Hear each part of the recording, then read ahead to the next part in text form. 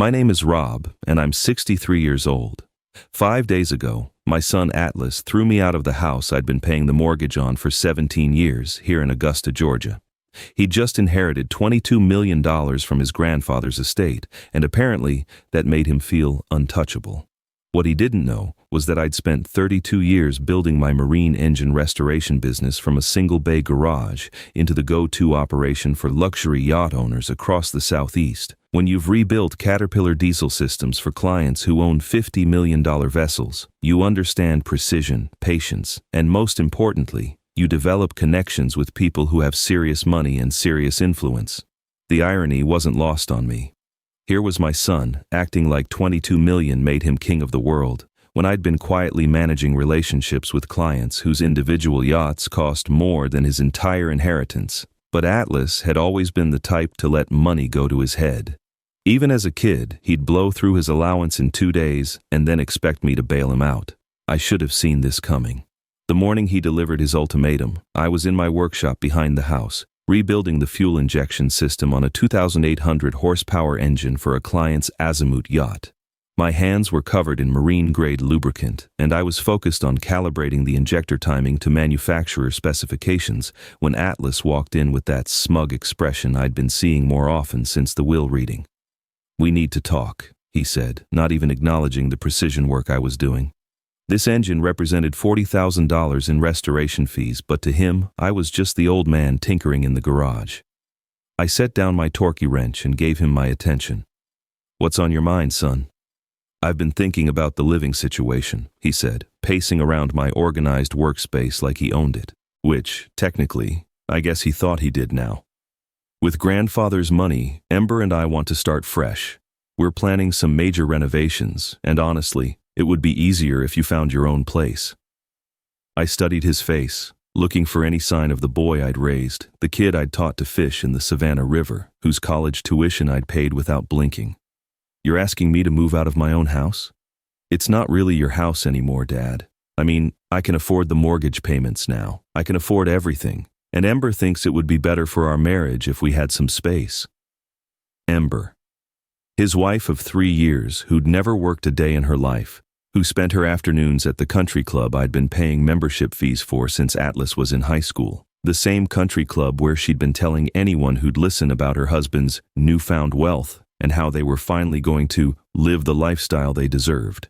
I nodded slowly, my mind already calculating. "When do you want me out?" "End of the week would be great," he said, like he was asking me to pick up groceries. "I already talked to a real estate agent about getting you set up in one of those nice senior communities. You know, somewhere more appropriate for someone your age." Somewhere more appropriate. I'd built a business that employed 37 people, owned commercial property worth over $2 million, and had client relationships that spanned from Hilton Head to the Florida Keys. But to my son, I was just an old man who needed to be put somewhere appropriate. "That sounds reasonable," I said, surprising him with my calm response. "Give me a few days to make arrangements." Atlas looked relieved, probably expecting more of a fight. "Thanks, Dad. I knew you'd understand. This is really for the best." After he left, I stood in my workshop surrounded by tools I'd collected over 3 decades, engines representing hundreds of thousands of dollars in restoration work, and client files containing contact information for some of the wealthiest boat owners on the East Coast. My son thought $22 million made him powerful. He was about to learn what real power looked like. Looking back, I should have recognized the signs earlier. The disrespect didn't start with the inheritance money. It had been building for years, subtle at first, then increasingly obvious. Atlas had always taken my generosity for granted, but I'd convinced myself that was normal for kids his age. Even when he was 28 years old and still living in my house rent-free, I told myself he was just getting on his feet. I'd paid for everything. His wedding to Ember cost me $43,000, from the reception at the Augusta Country Club to the honeymoon in the Bahamas. When they wanted to start their married life in style, I'd handed over the keys to my 4-bedroom house on Riverside Drive and moved into the smaller guest house on the same property. I told myself it was temporary, just until they could afford their own place. That was 3 years ago. Since then, I'd been covering the mortgage payments, $2,800 a month, plus property taxes, homeowners insurance, and utilities. When Atlas's car broke down, I bought him a new Toyota Camry. When Ember wanted to redecorate the living room, I wrote a check for $15,000. When they decided they needed a couple's vacation to work on their marriage, I funded their week in Napa Valley. My marine engine business had been good to me over the years. Starting with small outboard motors in my garage, I'd gradually built relationships with yacht dealers, marinas, and wealthy boat owners who appreciated quality work. My specialty was restoring vintage marine engines, Chris Craft, Garwood, Hackercraft, the kind of classic boats that wealthy collectors paid premium prices to maintain in original condition. The work required patience and precision. These weren't mass-produced engines you could order parts for online. Everything had to be custom machined, carefully researched, perfectly calibrated. A single restoration could take 6 months and cost the client anywhere from $30,000 to $80,000. But my reputation was built on delivering flawless results, and word of mouth in the luxury yacht community was everything. My client roster read like a who's who of Southeast business leaders. Pharmaceutical executives from Atlanta, real estate developers from Charleston, tech entrepreneurs from Research Triangle Park in North Carolina. These weren't people who tolerated mediocre work or late deliveries. They expected perfection, and they were willing to pay for it. Over the years, I'd saved responsibly, invested wisely, and built a comfortable nest egg. My business property alone was worth $2.4 million, 8 acres with a main workshop, parts warehouse, and testing facility for rebuilt engines. I owned the commercial building outright, no mortgage, no debt. My personal savings account held another $800,000, and my 401k had grown to just over $1 million. But I'd never flaunted my wealth. I drove a 12-year-old Ford F-250 pickup truck, shopped at the same grocery store I'd been going to for 20 years, and lived modestly. My clients knew I was successful, but to my family, I was just Dad, the guy who worked with his hands and got grease under his fingernails. Atlas had grown up seeing me leave for work every morning in coveralls, coming home with dirty hands and tired shoulders. He'd never really understood what I did or how much money the business generated. To him, I was just a mechanic who worked on boat engines. When his friends' fathers wore suits to office jobs, Atlas seemed almost embarrassed by his blue-collar dad. Ember had reinforced those attitudes. From the beginning of their relationship, she'd made subtle comments about my simple lifestyle and how Atlas deserved better than growing up in a working-class family. She came from Charleston old money, the kind of family that had inherited wealth for generations but looked down on anyone who actually worked for their money. The inheritance from Atlas's grandfather, my ex-wife's father, had changed everything overnight. $22 million from a man who'd never worked a day in his life, who'd inherited a textile fortune and spent 60 years managing investments. Suddenly, Atlas felt like he belonged in Ember's world of inherited privilege. The change in Atlas's behavior after the inheritance reading was immediate and jarring. Within 48 hours, he'd gone from my grateful son to someone who acted like I was an inconvenience in his life. The transformation was so complete, it left me wondering if I'd ever really known him at all. The first sign came during dinner 2 nights after he'd received the news about the money. Ember had insisted on ordering takeout from Giuseppe's, the expensive Italian restaurant downtown, $47 for pasta dishes that I would have cooked better myself. As we sat around the dining room table I'd bought and paid for, she started talking about their new financial situation, like I wasn't even there. "We should really think about upgrading the kitchen," she said, twirling her linguine like she was performing for an audience. "I mean, these appliances are so outdated, and the countertops are just embarrassing when we have company over."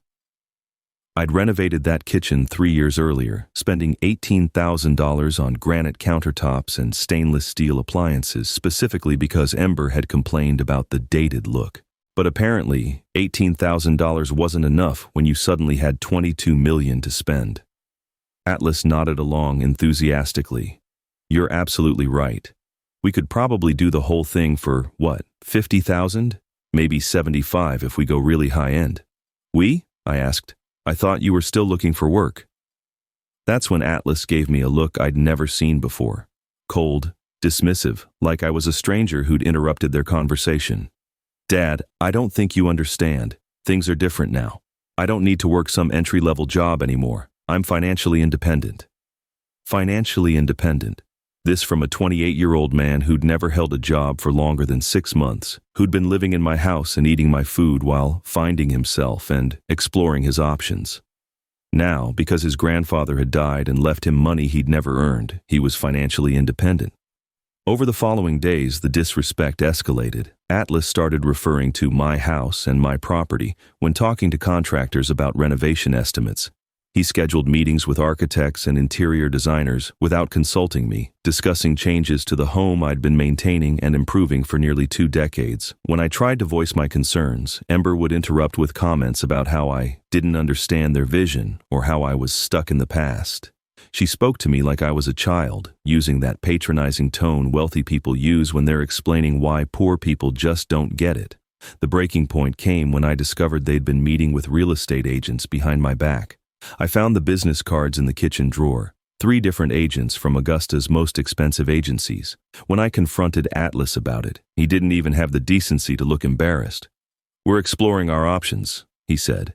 "This house is nice, but it's not really reflective of our lifestyle anymore." Our lifestyle. Atlas had never had a lifestyle beyond what I'd provided for him. His idea of luxury was the monthly membership to the gym I'd been paying for since he graduated college. But $22 million had apparently given him delusions of grandeur.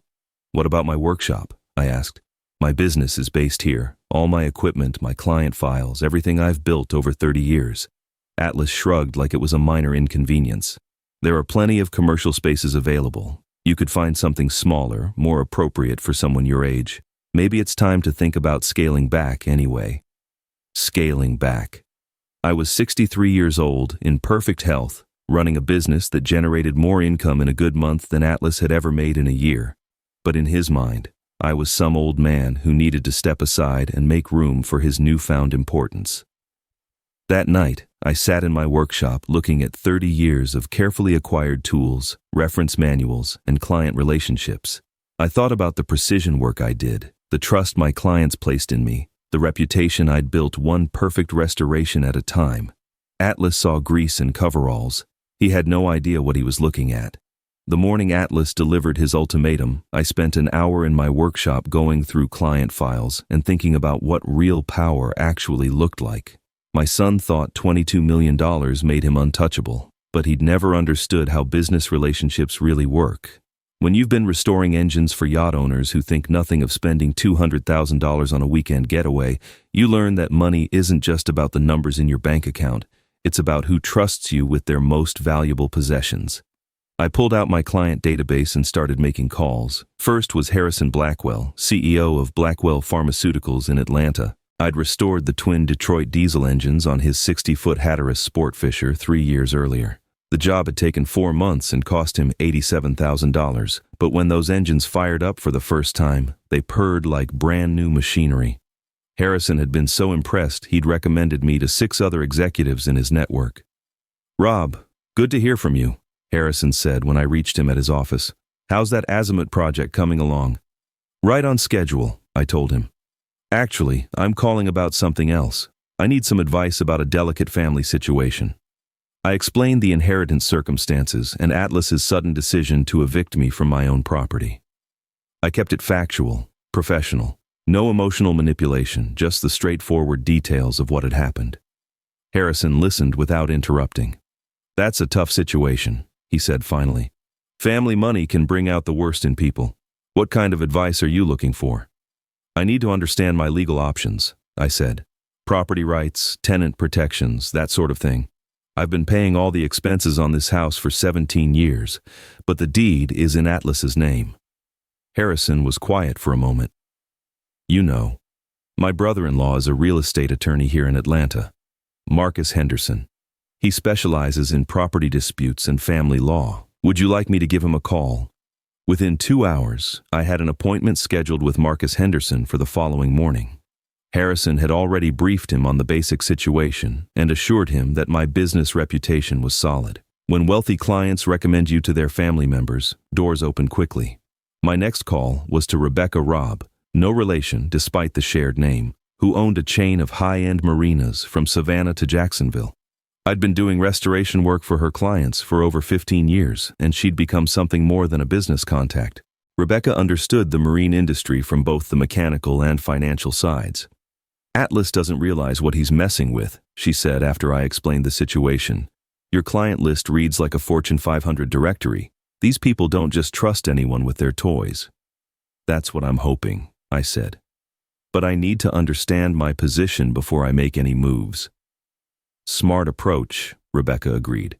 You know, there might be some angles here that Atlas hasn't considered. Property improvements, business equity, long-term financial contributions. 22 million sounds like a lot of money to a 28-year-old, but it's not screw over your successful father money. That afternoon, I drove to my bank and requested detailed records of every payment I'd made toward the house expenses over the past 17 years. Mortgage payments, property taxes, insurance premiums, utility bills, maintenance costs, renovations, everything. The bank manager, Jennifer Walsh, had been handling my accounts for over a decade and knew my financial history well. This is quite a paper trail, she said, printing out statement after statement. 17 years of consistent payments adds up to serious money. I did the math while she organized the documents. $437,000 in mortgage payments, $68,000 in property taxes, $41,000 in homeowners insurance. Utilities, maintenance, and improvements brought the total to over $600,000 I'd invested in that property. Jennifer, I said, hypothetically speaking, if someone had been making all the payments on a property for 17 years but wasn't on the deed, what kind of legal claim might they have? She smiled knowingly. Hypothetically speaking, that person might have grounds for a significant equity claim, especially if they could document their contributions and prove they'd been acting as the de facto owner. The final piece of my research involved Atlas's financial history. As his father, I knew more about his spending habits and earning capacity than he probably realized. Over the past 5 years, he'd earned a total of maybe $47,000 from various part-time jobs and gig work. His credit score was mediocre at best. He'd never qualified for a mortgage, a car loan, or even a decent credit card without me as a co-signer. $22 million was life-changing money, but it was also the kind of inheritance that attracted attention from financial advisors, tax attorneys, and investment managers who specialized in helping wealthy families preserve their assets. Atlas would need professional guidance to avoid making expensive mistakes. The meeting with Marcus Henderson the next morning opened my eyes to possibilities I hadn't even considered.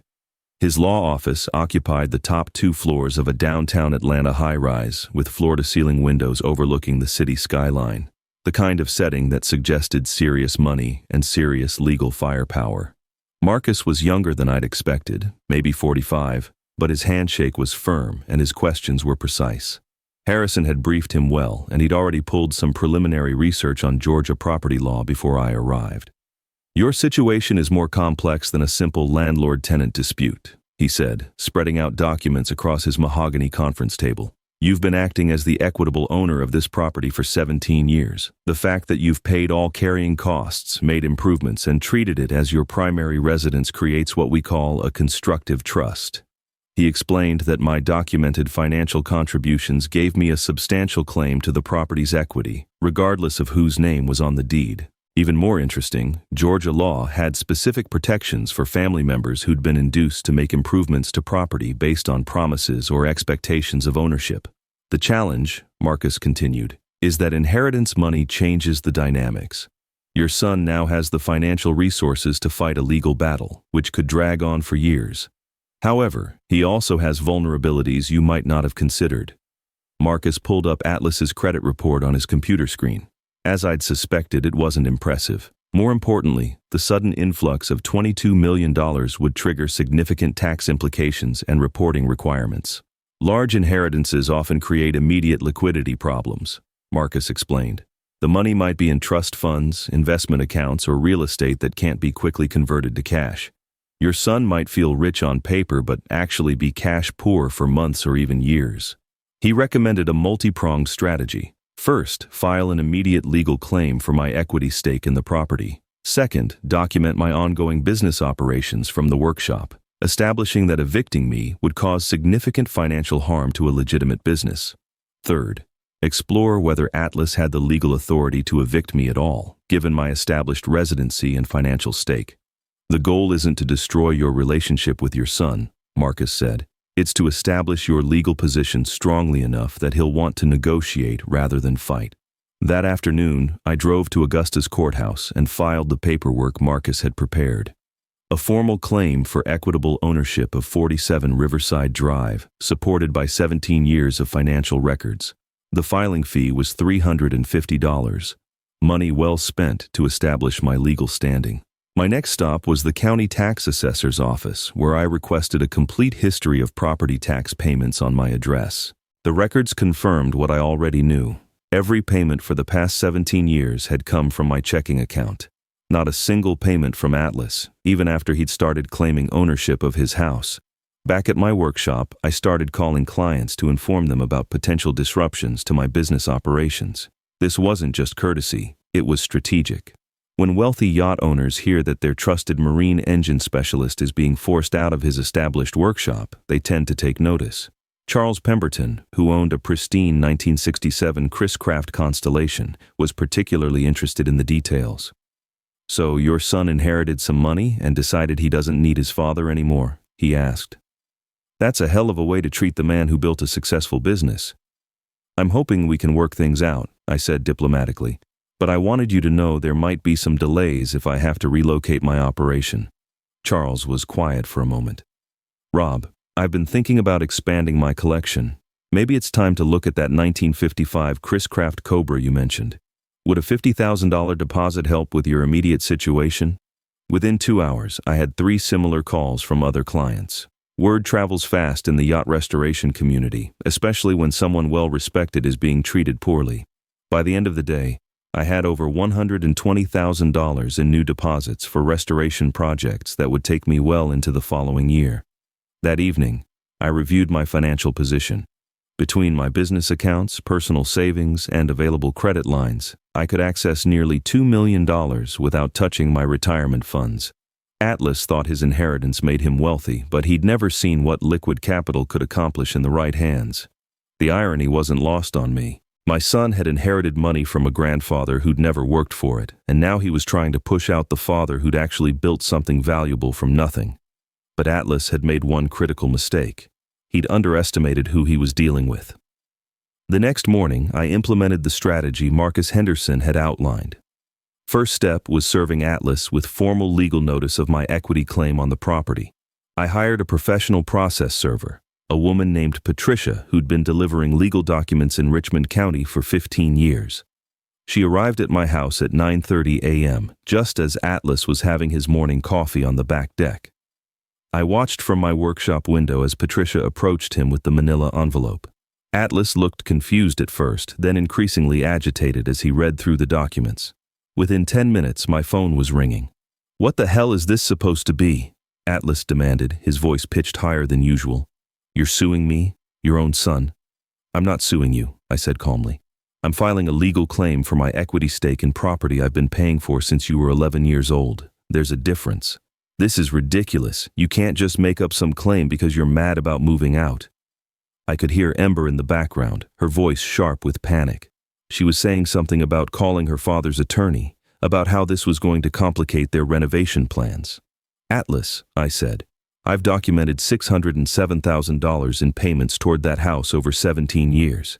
In Georgia, that gives me substantial legal rights regardless of whose name is on the deed." There was a long silence. Then, "How much did this lawyer cost you?" "That's not really your concern." "Dad, come on. You don't need to do this. We can work something out."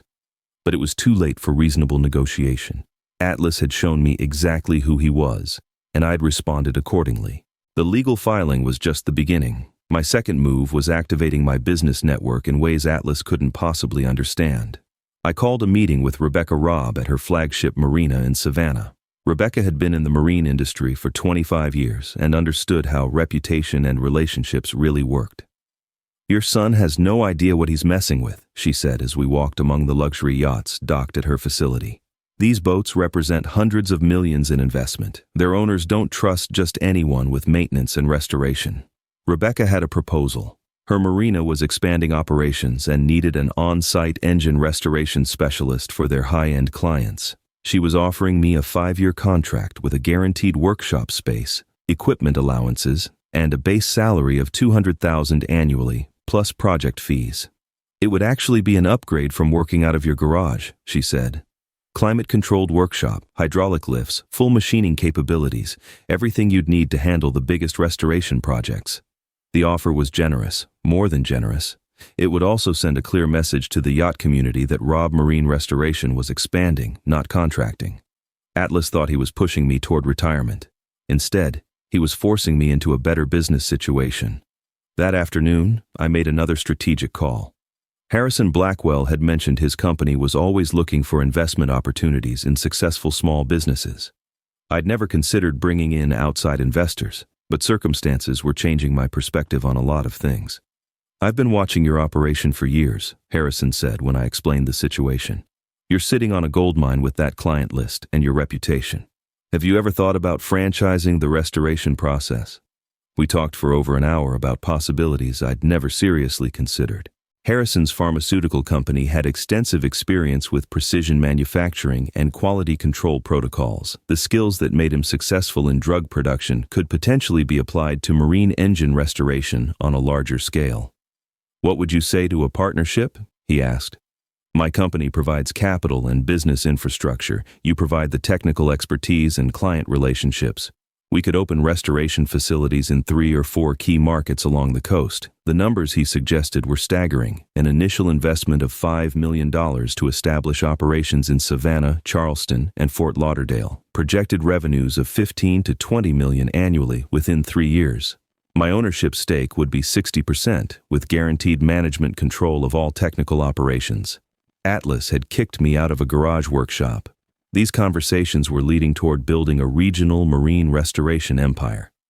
That evening, Ember called. Her voice was different, less arrogant, more calculating. "Rob, I think there's been a misunderstanding," she said. "Atlas is just excited about the inheritance, you know? Maybe we moved too fast with the living arrangements." "What kind of misunderstanding?" I asked.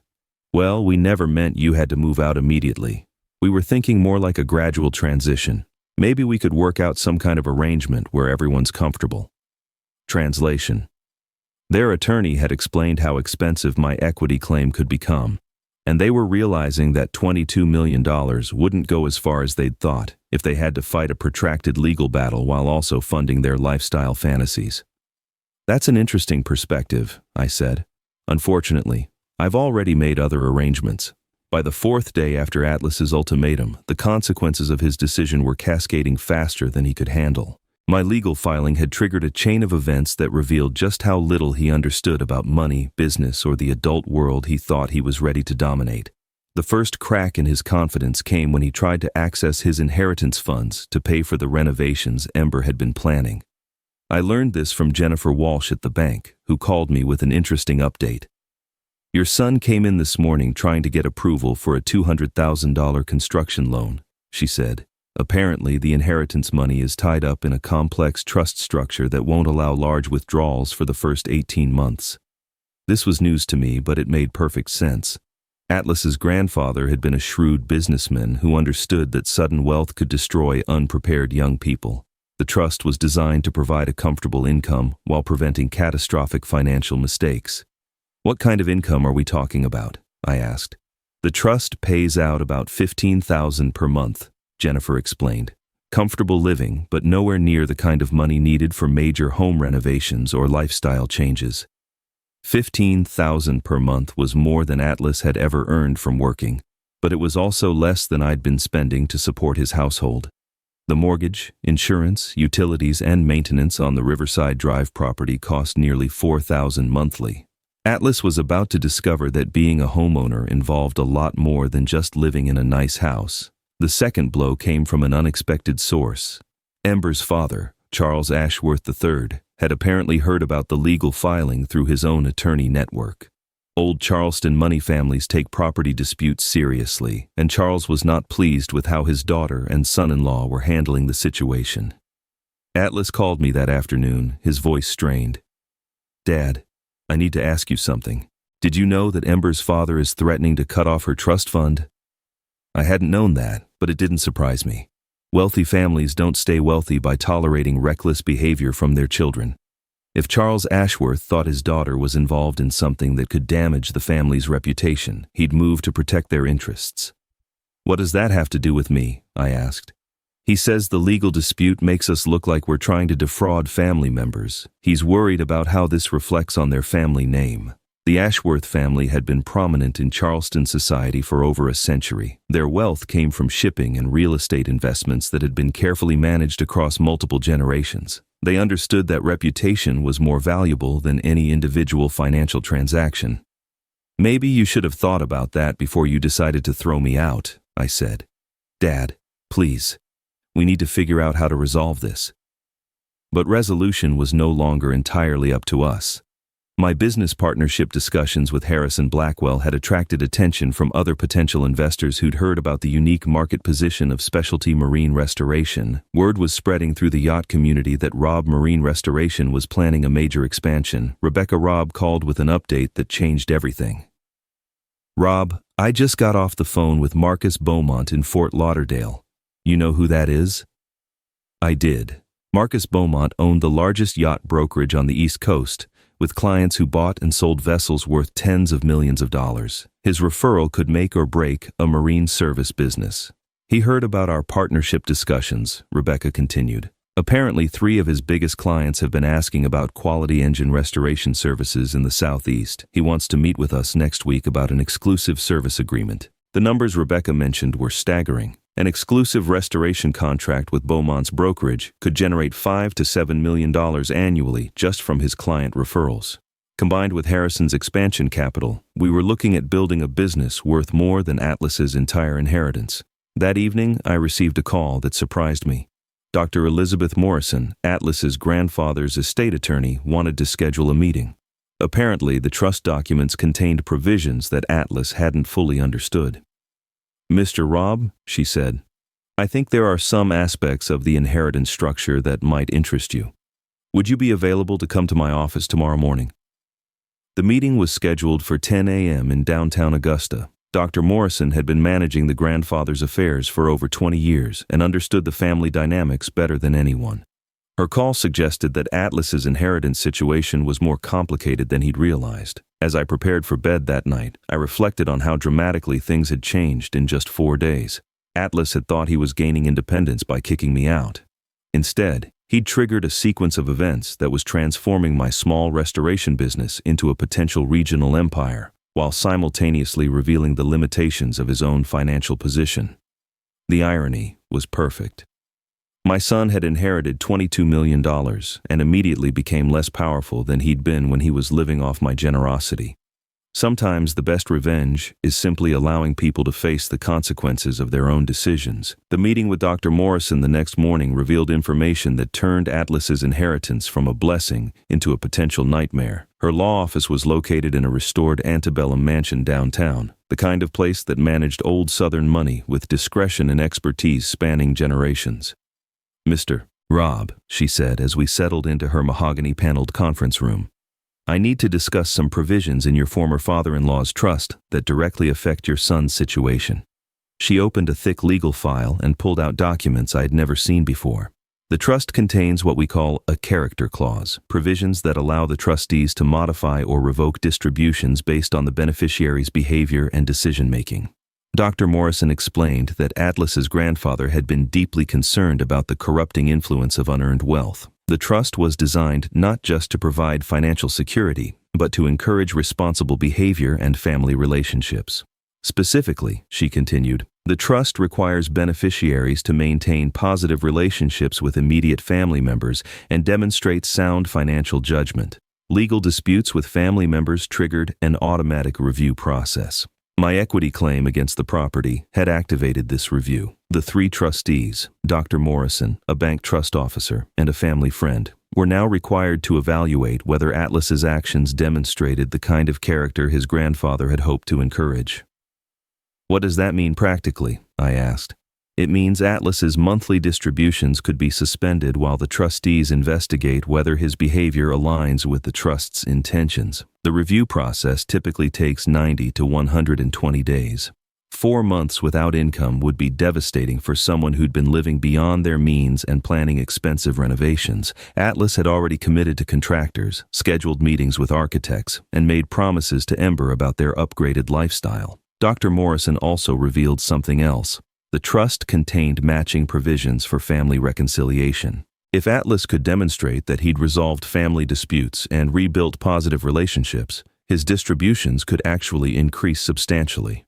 The grandfather was very specific about this, she said. He believed that wealth should strengthen family bonds, not destroy them. Beneficiaries who showed genuine commitment to family harmony could receive additional distributions of up to $50,000 monthly.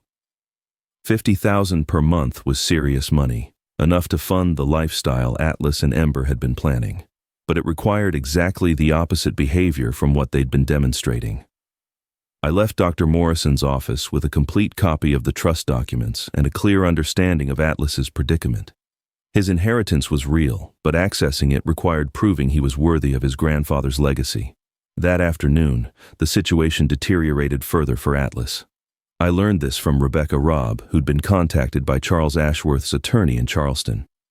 The Ashworth family is officially distancing themselves from this dispute, Rebecca told me. They've instructed their attorney to make it clear that Ember's trust fund payments will be suspended if she continues to be involved in what they're calling unseemly financial litigation. The Ashworth money came with even stricter behavioral requirements than Atlas's inheritance. Old Charleston families had survived the Civil War, Reconstruction, and multiple economic downturns by maintaining absolute standards of social respectability. Property disputes with family members didn't meet those standards. Ember was facing the loss of her $12,000 monthly trust distribution, money she'd been counting on to fund her country club lifestyle and social activities. Combined with Atlas's suspended inheritance payments, they were looking at a monthly income reduction of over $25,000. Meanwhile, my business expansion was accelerating beyond anything I'd imagined. Harrison Blackwell's partnership proposal had attracted interest from 2 additional pharmaceutical executives who understood the value of precision manufacturing and quality control. We were now discussing a $10 million initial investment to establish marine restoration facilities in 4 coastal markets. Marcus Beaumont's yacht brokerage wanted an exclusive service agreement that would guarantee minimum annual revenues of $6 million. Rebecca's marina partnership offered another $3 to $4 million annually. Within 6 months, I'd go from running a small garage operation to managing a business empire generating more revenue than Atlas's entire inheritance. That evening, Atlas called. His voice was different, strained, almost desperate. "Dad, we need to talk. Can you come to the house?" "It's not really your house anymore," I reminded him. "My attorney has filed a formal equity claim. Until that's resolved, you're essentially a tenant in a property I've been paying for. Please, Dad. I think I made a mistake." I found Atlas and Ember sitting at the kitchen table, surrounded by financial documents and contractor estimates. The renovation plans that had seemed so exciting 5 days earlier now looked like a financial disaster they couldn't afford.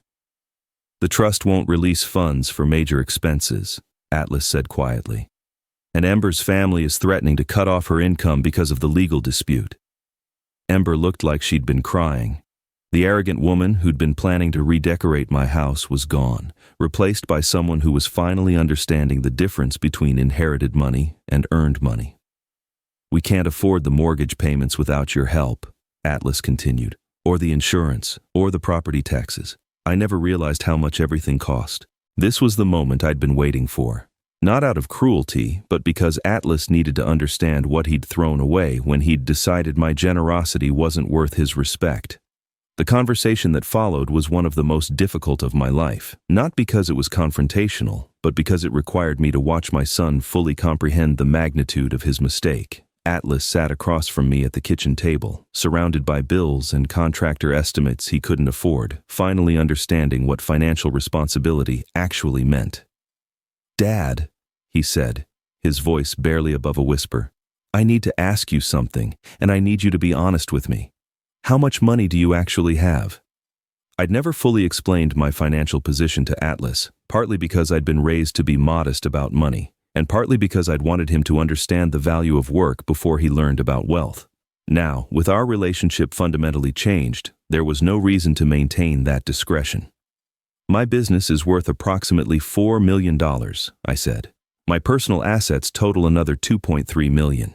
The partnership deals I've been negotiating this week could generate $15 to $20 million annually within 3 years. Ember's face went white. Atlas stared at me like I'd spoken in a foreign language. "You're a millionaire?" Atlas asked. "You've been a millionaire this whole time?" "Multiple times over," I confirmed. "The marine restoration business has been very good to me. I just never felt the need to advertise it." The irony was devastating for them to process. Atlas had inherited $22 million and felt wealthy enough to discard his father. Meanwhile, that father had been quietly building a business empire worth more than the inheritance, with income potential that dwarfed anything the trust would ever provide. "Why didn't you ever tell me?" Atlas asked. "Because I wanted you to learn the value of work before you learned about money," I said. Apparently, I waited too long. Ember finally spoke, her voice small and uncertain. "Rob, what would it take to resolve this situation? The legal claim, I mean." I'd been thinking about that question for days. The partnership opportunities, the business expansion, the new workshop facilities, all of it was attractive, but none of it addressed the fundamental issue of family relationships and respect. "The legal claim isn't about money," I said. "It's about establishing that actions have consequences. You decided I was disposable because you thought you had better options. Now you're discovering that good options require good relationships." Atlas looked around the kitchen, the granite countertops I'd paid for, the stainless appliances I'd selected, the custom cabinets I'd installed. Everything he'd taken for granted was the result of my work and investment. "What if we canceled the renovation plans?" he asked. "What if we went back to the way things were before?" "The way things were before was me supporting two adults who were capable of supporting themselves," I said. "That arrangement was already unsustainable.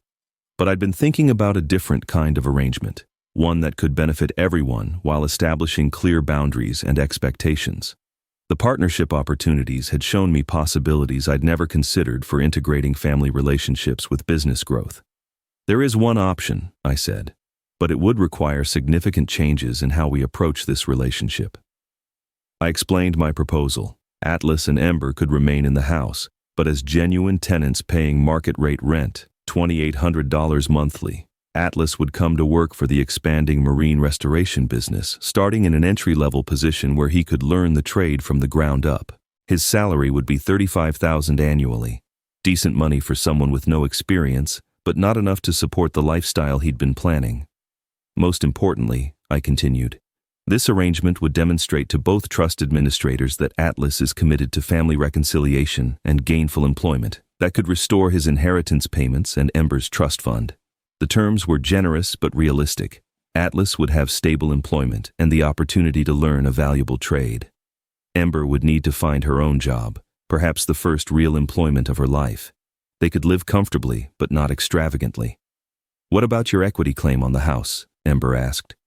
"I'll withdraw the legal action once Atlas has demonstrated 6 months of consistent rent payments and reliable work performance," I said. "Consider it a probationary period." Atlas looked at Ember, then back at me. "And if I don't agree to these terms?" "Then you'll need to find somewhere else to live by the end of the week, just like you originally demanded," I said. "And you'll need to figure out how to manage your inheritance situation without my help or support." The choice was stark but fair. Atlas could accept accountability for his actions and rebuild our relationship on a more mature foundation, or he could face the consequences of his decisions independently. "I need to think about this," Atlas said. "You have until tomorrow morning," I replied. "After that, I'm moving forward with my expansion plans, and this opportunity won't be available." Atlas called me at 6:30 the next morning, just as I was having my first cup of coffee and watching the sunrise over the Chattahoochee River from my temporary apartment downtown. His voice was different, humbler, more thoughtful than I'd heard in years. "Dad, I accept your terms," he said without preamble. "All of them. The rent, the job, the probationary period, everything." "What changed your mind?" I asked.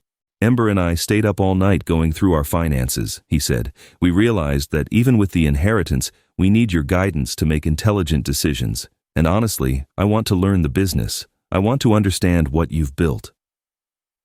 That afternoon, I met with Dr. Morrison to discuss withdrawing my equity claim in exchange for a formal lease agreement and Atlas's employment contract with Rob Marine Restoration. She was pleased with the resolution and confident that it would satisfy the trust's character requirements. Your former father-in-law would have approved, she said. He believed that wealth should create opportunities for growth, not excuses for irresponsibility. The trust review was expedited based on the family reconciliation, and Atlas's monthly distributions were restored within 2 weeks. More importantly, his demonstrated commitment to employment and family harmony qualified him for the enhanced payments, $45,000 monthly from the trust, plus his salary from my business. Ember surprised everyone by finding work as an event coordinator for the Augusta Country Club. Her Charleston connections and social skills translated well to the hospitality industry, and she was earning respectable money for the first time in her life. The combination of their incomes allowed them to live comfortably while saving for their future. The business expansion exceeded even my optimistic projections. Harrison Blackwell's pharmaceutical company provided the initial $10 million in funding, and we opened restoration facilities in Savannah, Charleston, and Fort Lauderdale within 8 months. Atlas proved to be a dedicated student of marine engine restoration, showing the same attention to detail that had made me successful. Marcus Beaumont's yacht brokerage became our largest client, referring restoration projects worth over $12 million in our first year of operations. Rebecca Robb's Marina partnership provided steady revenue and access to an expanding network of high-end boat owners along the southeast coast. Today, Robb Marine Restoration employs 47 people across 4 locations and generates annual revenues of nearly $25 million. Atlas manages our Charleston facility and has developed expertise in vintage racing boat engines that commands premium prices from collectors. The house on Riverside Drive remains our family home, but the dynamics have changed completely. Atlas and Ember pay their rent on time every month and contribute to household maintenance and improvements. Sunday dinners have resumed, but now they're gatherings of adults who respect each other rather than dependents taking advantage of generosity. Looking back, Atlas's inheritance was the best thing that could have happened to our family relationship. It forced us to confront issues that had been building for years and establish new boundaries based on mutual respect rather than financial dependency. The $22 million that seemed so transformative 5 days ago now represents just one component of Atlas's long-term financial security. His inheritance provides stability, but his earned income and business equity create genuine wealth that he understands and appreciates. Most importantly, Atlas learned the difference between having money and being worthy of it. His grandfather's character requirements weren't punitive, they were educational. Wealth without wisdom is temporary, but wealth combined with good judgment and strong relationships can last for generations. 6 months ago, I was a successful business owner whose family took his generosity for granted.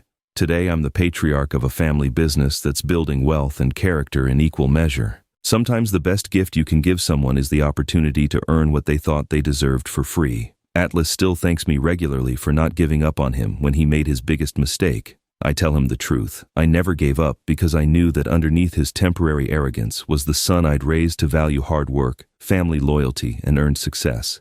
It just took $22 million and a week of consequences for him to remember those values himself.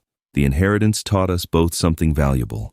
Real wealth isn't about the money you have. It's about the respect you earn and the relationships you build along the way.